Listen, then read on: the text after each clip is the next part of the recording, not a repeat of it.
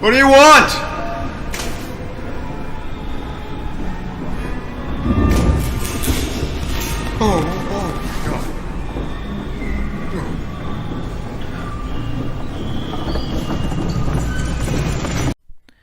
Kane Pixels saltó a la fama a los 16 años con su cortometraje The Backrooms, el cual inició una serie de videos en formato de metraje encontrado, con una fuerte influencia de la serie Stranger Things. La serie se destaca por su uso magistral de la animación en render, a la vez que por su capacidad para crear tensión, pero narrativamente no es más que un plagio descarado de bajo presupuesto de Stranger Things. Kane no inventó el concepto de los backrooms, sino que lo tomó de un creepypasta anónimo de 2019. Se ha dicho que este puede estar inspirado en el anime Blame, o en el episodio de la dimensión desconocida La Niña Perdida, o bien que tiene los precedentes literarios de La Biblioteca de Babel de Borges y La Muralla China de Kafka, ambos a su vez hijos del mito del laberinto de Creta. Algunos han mencionado hasta una posible inspiración en la mitología egipcia. También se podría postular una influencia de Monster Incorporated o de Peter Pan o de la canción Bajo el asfalto, con el mismo criterio. La idea de que existe otro mundo vinculado al nuestro, pero del que, sin embargo, no solemos darnos cuenta que existe, es tan antigua como la misma costumbre de contar historias ficticias.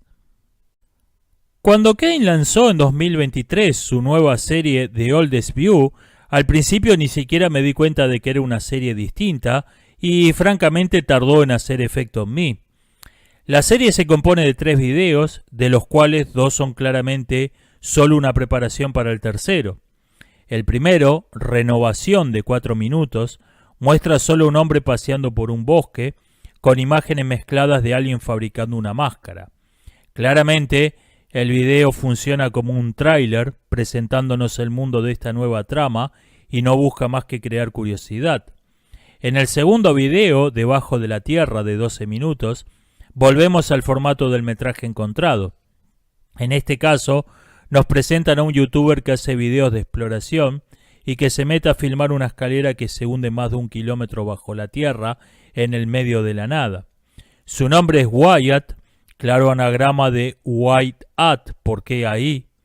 Y nosotros sabemos que Wyatt ha encontrado una entrada a los backrooms, pero él no lo sabe.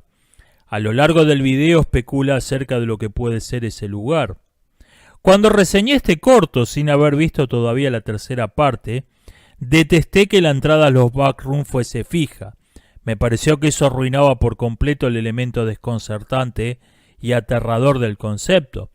Pero, viéndolo en función del tercer video, esto tiene sentido. En el tercer y último video, El gigante con ruedas, de 46 minutos, el mismo personaje vuelve al lugar. Esta vez queda atrapado en su interior e intenta huir, mientras es perseguido por una misteriosa entidad con forma de botarga.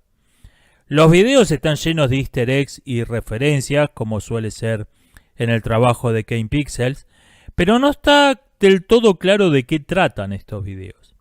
Primero, The Oldest View es claramente un trabajo mucho más serio y maduro. Kane ya no es más un adolescente imitando su serie de televisión favorita.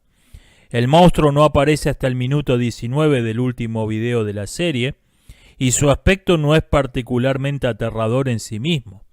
Incluso el protagonista se ríe de sí por haberse asustado a toparse con él en medio de un pasillo oscuro.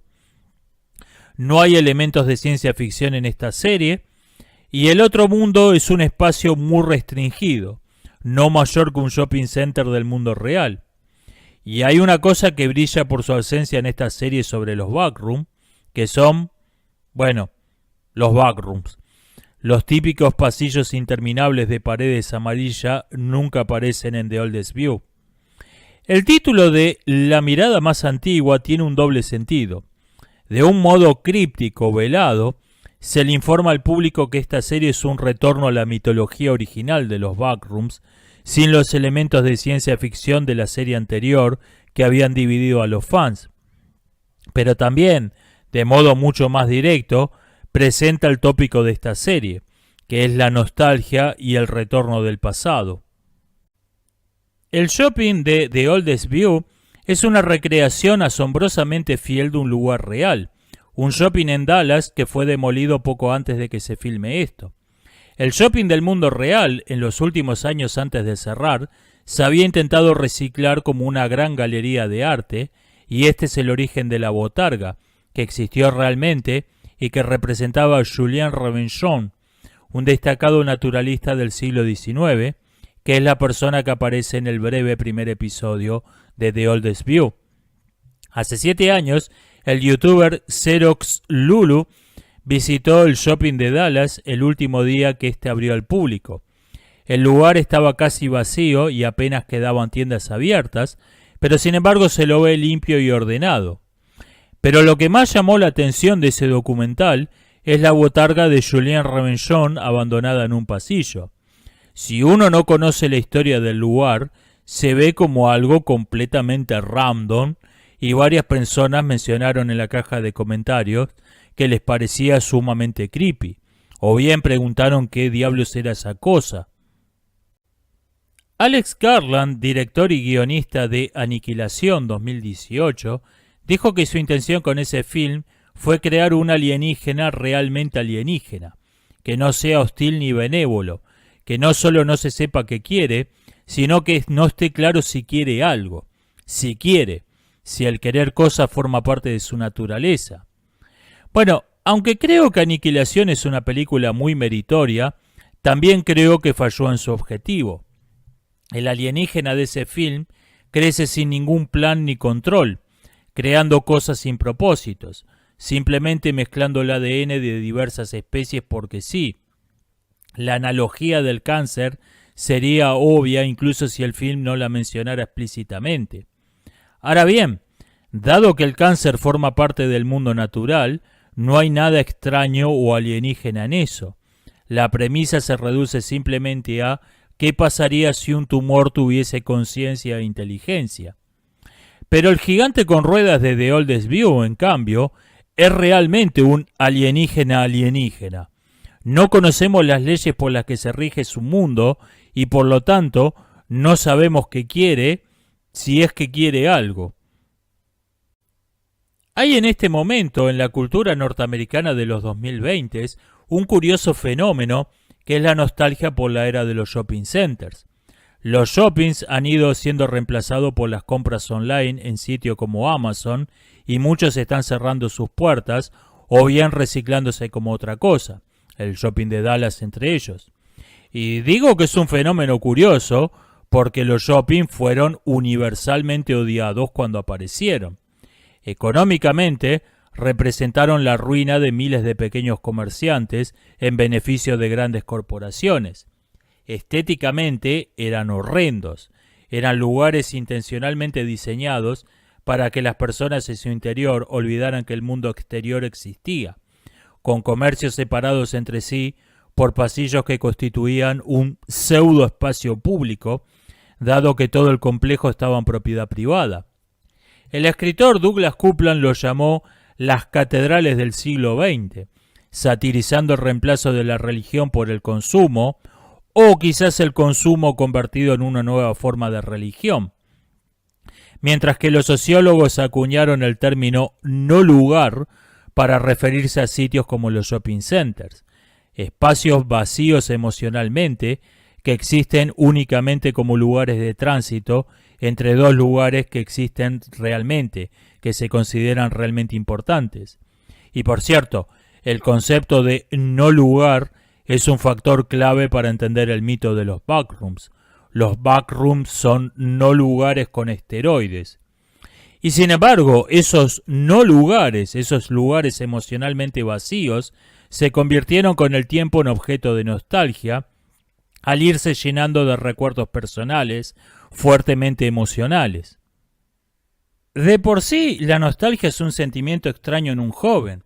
Tradicionalmente, la nostalgia se consideró un sentimiento propio de viejos. En los jóvenes, adquirió una forma extraña y paradójica, que podríamos llamar la nostalgia por el futuro. La realización de que su presente alguna vez va a ser considerado juventud por él mismo, y la melancolía que esa realización implica al distanciarse emocionalmente de lo que actualmente considera importante y doloroso. Encontramos este sentimiento en el tango Naranjo en Flor o en la novela El Diablo en el Cuerpo, ambos escritos por adolescentes. La nostalgia es un sentimiento extraño en un joven simplemente porque los jóvenes no tienen unos buenos viejos tiempos que recordar.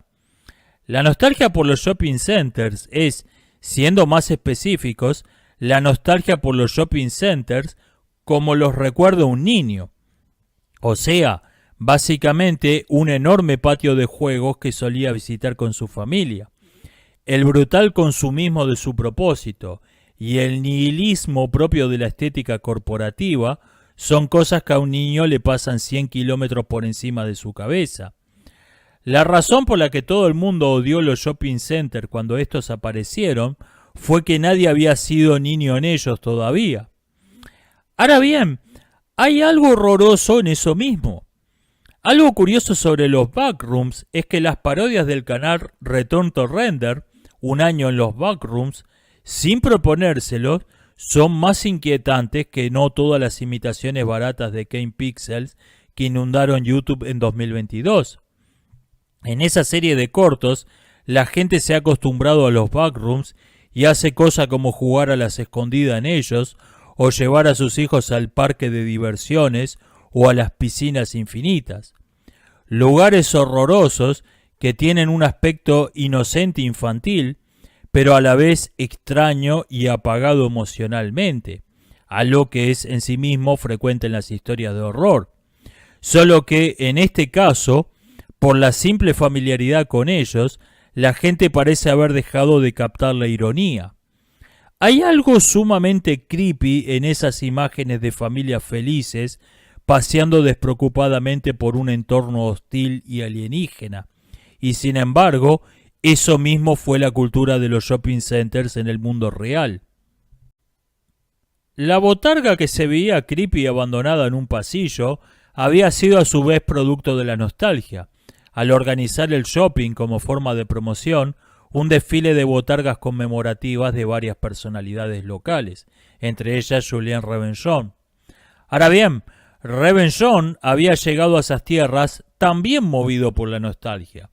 Despreciando la revolución industrial que estaba cambiando radicalmente el aspecto de las grandes ciudades europeas, se embarcó en la expedición del socialista Victor Considerant, quien pretendía fundar una comunidad utópica en el medio de la nada, llamada La Reunión. La comunidad fue un rotundo fracaso y se disolvió en 18 meses. Creo que The Oldest View tiene un mensaje claro, que se podría resumir más o menos así. Si un lugar se puede usar para filmar una película de terror sin modificarlo ni un poquito, quizá no debería sentir nostalgia por ese lugar. Mientras el cine mainstream sigue filmando sus películas sobre conventos abandonados y otras cosas que les parecían creepy a la generación de nuestros abuelos, pero que hoy pertenecen al universo de Hotel Transilvania, con el recurso burdo del jump scare como su única razón de existir, Kane Pixels, en cambio, buscó qué es lo que nos asusta realmente hoy. Por eso creo que The Oldest View es el mejor film de terror de esta década.